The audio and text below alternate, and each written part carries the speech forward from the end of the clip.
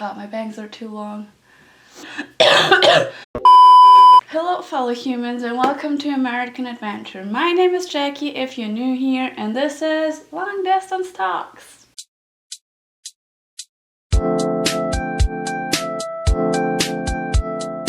Some of you may have noticed that I haven't really posted any videos lately, which is because I caught a very bad virus, or actually two viruses. The last week I had a really bad flu. Together with Tanner, he's very sick too. Yeah, I'm sorry about that, but what can you do when you have a flu?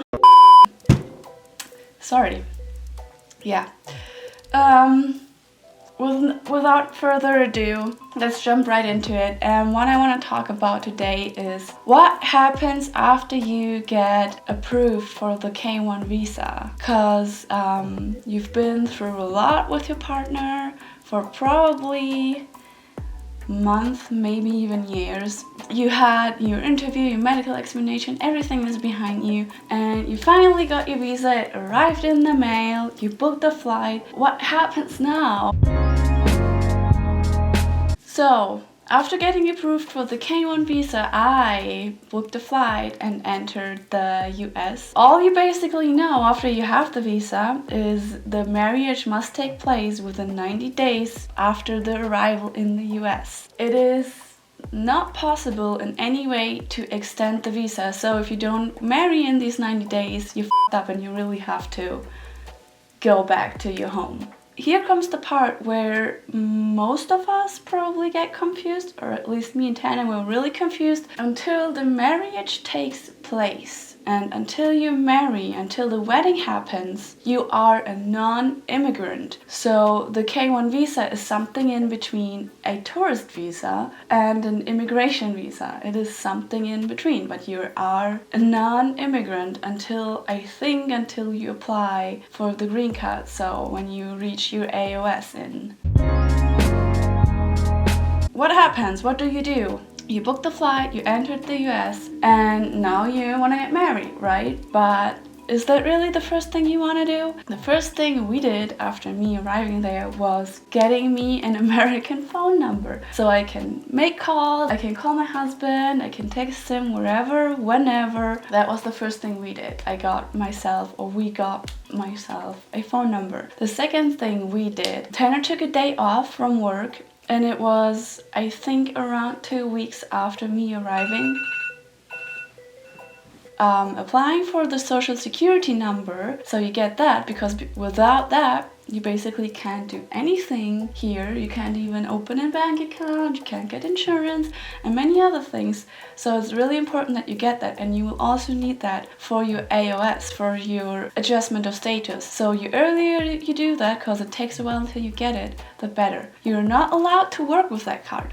You can't work with that, but you can open a bank account or get insurance, whatever. I will link some websites in the video description for more detailed explanation about the whole social security number thing. Cause if you've never lived in the US before and you never had any touch with it, you're probably not very common with it or don't know what it is, and it is good to know what you can do with it and why it is important to have one. So there will be some links down there where you can read all about it if you want to look more into it. And then we also went to, I forgot how this place is called, but the place where you get the marriage certificate. We had to drive downtown for that. And yeah, we applied for the marriage certificate. We got the marriage certificate. The lady that got us the marriage certificate offered us to marry us on a weekend day, cause since that place only opens on weekdays until 5, she offered to schedule a date with us so we can get married on a weekend day. We got married 2 weeks ago now. Yeah, 2 weeks. But yeah, these are the steps we did after me entering the US and getting the K1 visa. But overall, it is really smart as when you arrive here in the US to get married as soon as possible, because it will take some time until the original real marriage certificate will arrive in the mail. Final marriage certificate is of course required to adjust your status into a permanent resident if you want to live here in the US with your partner, of course. first official paperwork step was getting a social security number. So first step, apply for the SSN. And then second step was getting the marriage certificate. Step 3, getting married. This is basically all you have to do, so don't panic too much about it.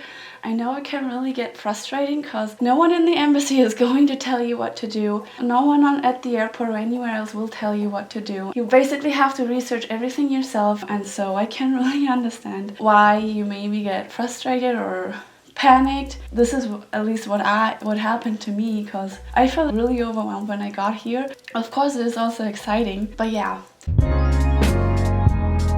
This is already it for now. Sorry that it is not much more, but as I already said, I was really sick. There will come more great videos about long distance relationships soon. I want to talk more about the medical examination because one of you suggested it, wished for it, so I don't want to forget about it. I still have it in my mind, I just didn't have the time to write down all the details and talk about it, but it will come soon.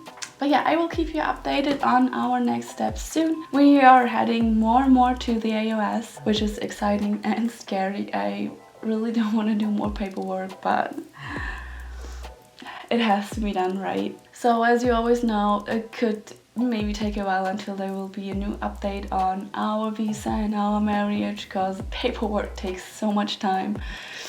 And yeah, that's it for today. Remember to subscribe, like and comment, and see you soon. And if you have any questions about the K1 visa process, please feel free to ask me in the comments. I will try to help you and answer the questions. But as always, remember, I'm not a lawyer or anything.